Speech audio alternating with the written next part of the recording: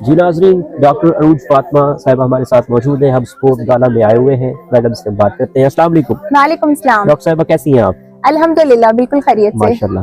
Doctor साहबा, sports गाला के हवाले से आपके क्या तासरात हैं, क्या कहना चाहेंगी आप?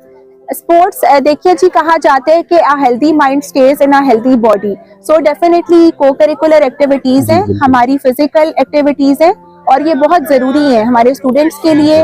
उनकी ओवरऑल जो भी हमारे एकेडमिक है उसके साथ साथ ये मस्ट हैं।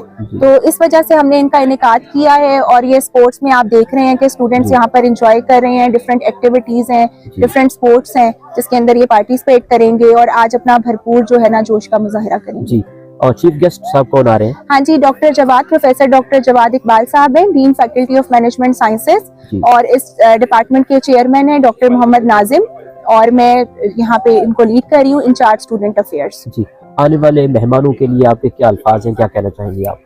जी आयानू, we are waiting for you. जरूर आइएगा, हमारे स्टूडेंट्स मोटिवेट होंगे बिकॉज डेफिनेटली जब इतनी बड़ी डिग्निटीज आती हैं तो स्टूडेंट्स का मोरल और ही तरह से बढ़ जाता है। जी, स्टूडेंट्स पार्टिसिपेट कर रही हैं, स्टूडेंट्स के हवाले से आप क्या कहना चाहेंगी?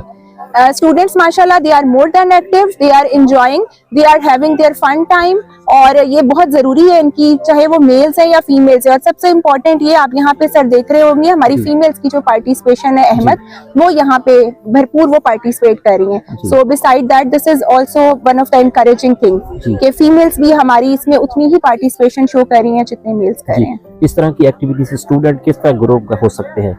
स्टूडेंट्स एक तो अपनी एक्टिविटीज से अपनी फिजिकल हेल्थ को बेहतर करते हैं, उसके अलावा जब इस तरह का इनेकाद होता है तो उनकी लीडरशिप स्किल्स, कम्युनिकेशन स्किल्स और उनकी इसी तरीके से डिफरेंट मैनेजमेंट स्किल्स एनहांस होती हैं। तो इस तरह के इवेंट्स होते रहने चाहिए।